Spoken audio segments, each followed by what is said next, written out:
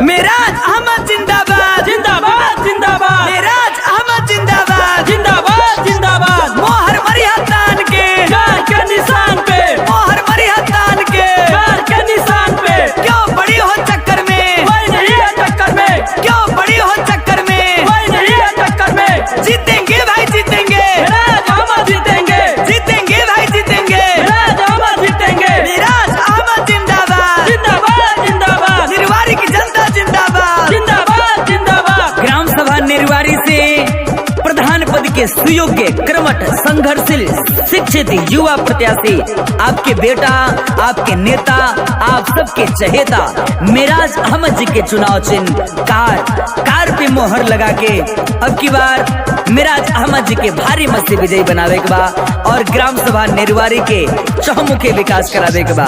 तो ना भूले के बा, ना भुलाए के बा, मेराज अहमद जी के भारी मत से विजयी बनावे के बा। ग्राम प्रधान के हमें प्रत्याशी,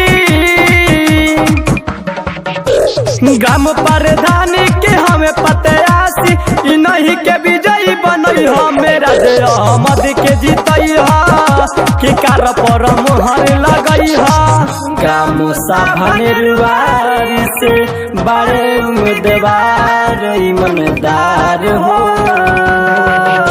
नई सोच संग नई उम्मीद बा, नया लहार ले आई हो मेराज अहमद के जीतई हो कि कार पर मोहर लगई हो। मेराज अहमद जी का कहना है, मेरे तकदीर के खातिर मेरी पहचान लिख देना, मेरी तकदीर के खातिर मेरी पहचान लिख देना, मेरे तन के हर हिस्से पर हिंदुस्तान लिख देना। मुझे मंदिर भी प्यारा है, मुझे मस्जिद भी प्यारी है, कहीं पे राम लिख देना तो कहीं रहमान लिख देना। याद रहे ये चाचा, याद रहे ये चाची, अपने ग्राम सभा निर्वारी के चौमुखी विकास करावे के बा, तो ना भूले के बा ना भुलाए के बा। कार पे मोहर लगा के मेराज अहमद जी के भारी मत से विजयी बनावे। नाली खड़ंजा सड़क सब बनवई है, गौआ जवार के भी काश करवई है।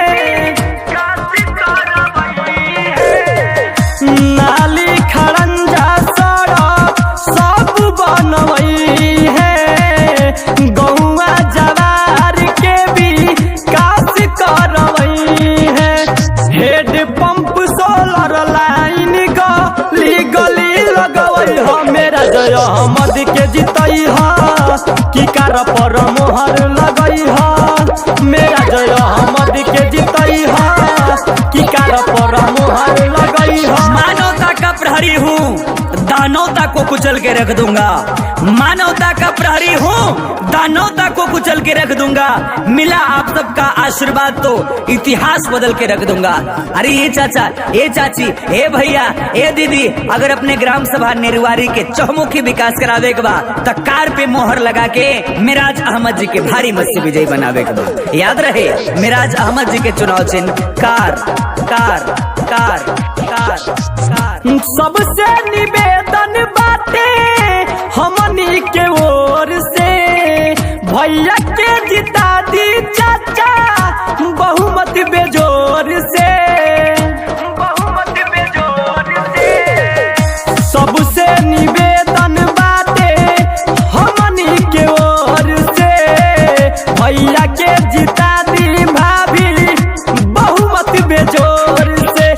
कहे धर्म बतिया बता के घरे घरे जाके समझई हो मेराज अहमद के जीतई हो कि कार पर मोहर लगई हो। मेराज अहमद के जीतई हो कि कार पर मोहर लगई हो। चाची।